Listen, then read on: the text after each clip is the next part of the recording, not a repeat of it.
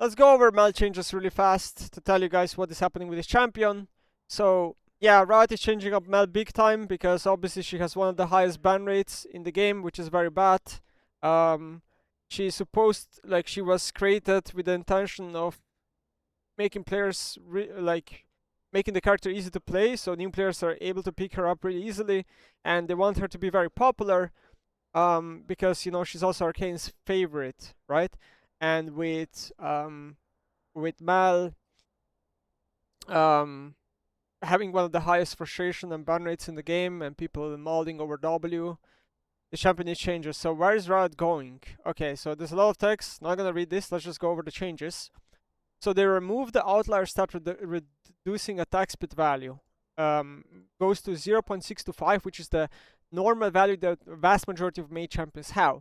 The reason why this is 0.4, you might be wondering, is because Riot did this as a precaution to not make MEL have like a Nashor's Rage Bait type of build. They never wanted this champion to be like have some sort of an auto deck build, which I kind of understand, right? Like the kit is mostly about mage, and if there's a build that is the best build that you just auto attack people to death, like that would be very poor gameplay.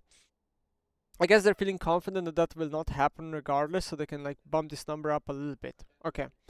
Passive overwhelm. So nerfing the damage to a lot less, 8 to 25, so like half base, 2% AP.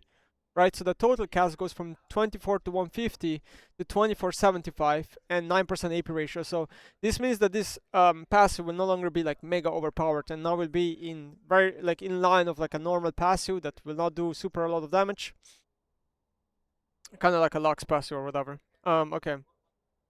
Change, reduced visual clutter. Okay, so only passives just getting nerfed. Okay. So the Q will now be different. So stronger area telegraph visual, so it's gonna be easier to react to, because MEL Q honestly doesn't seem to be very in your face when she casts it, especially on lower settings. This is gonna be a straight up nerf.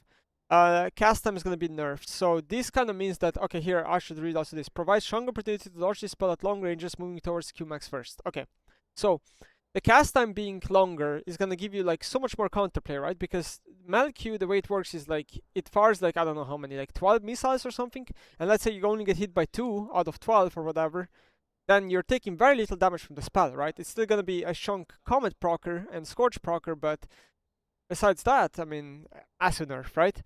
Projectile speed also down. Explosion radius also down. Area spread also down. Damage type is now .AoE. So it has a reduced effectiveness in resetting arcane comet. So I think, oh, it's a nerf. Oh, I thought this was a buff. It's actually a nerf. Wow.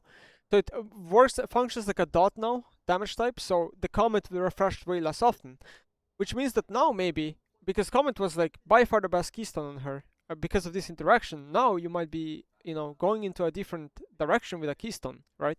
Might be considering a phase rush, might be considering a first strike, whatever. So a lot of nerfs. Buff channel time is going down, so she will channel it faster, but the cast time is going up. Not really sure how this is gonna look like. It's kind of like hard to say. What just disconnected? It's kind of hard to say until Riot actually until I play it, I guess, right? It's gonna be hard to say. We have some buffs here. So mana cost, this spell will now be mana cost going down, makes it like a lot better to max the spell, and she will no longer have like this fucking crazy ass mana issues. Okay, that's cool. And minion damage is also going up, so her wave clear Q is gonna be a lot better, which kind of makes sense as well, because one of the reasons why Emax was so much better than Qmax back in the day was because wave clear on E was realistically better with the amount of mana you're spending per wave. And now, yeah, the spell is gonna one-shot caster minions pretty much at rank 4 or 5. You're gonna one-shot caster minions. Now deals additional damage the first time an explosion hits. Reduce subsequent hit damage. Okay, so that's new. So it's gonna work like a Talia Q.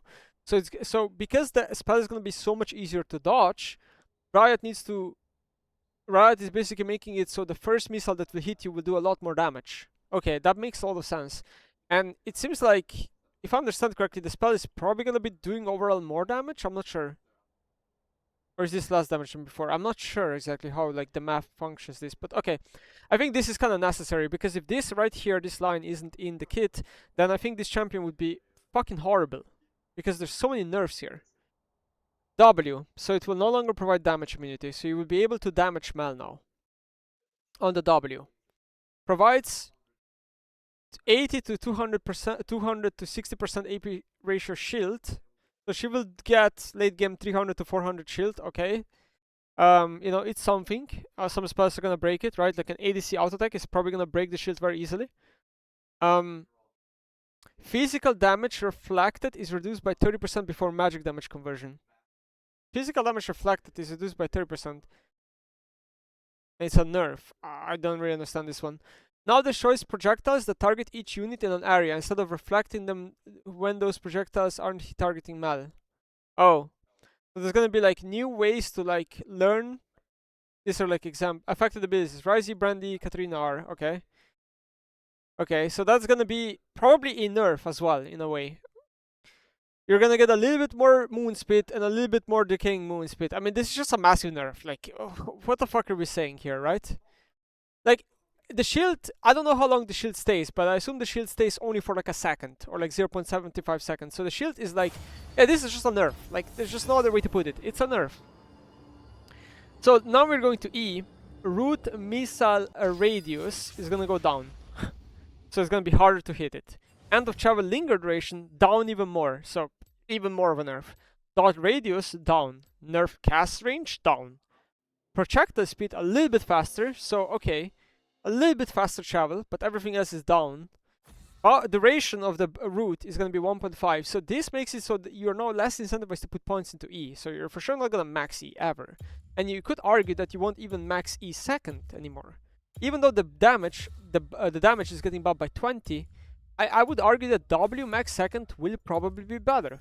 Just because the route is always the same duration, right?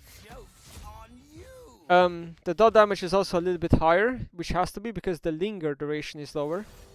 But overall, it just seems like E is nerfed. It seems like W is straight up nerfed, E is straight up nerfed, and Q is for the most part also nerfed. So, as of right now, maybe it's Riot's strategy to mega nerf the champion, so then people completely forget about her and stop banning her, and then buff her back up. That's possible, but I fail to see how the champion is going to be viable. I think this is going to be like massive win rate nerf. I would predict this will be the worst champion in the game by far. Like, I just don't see what is special about MEL. Like, the E root duration is strong. I think that's like something that can be said. Yeah, it's strong. But everything else, like, I don't see it. So, 07 MEL.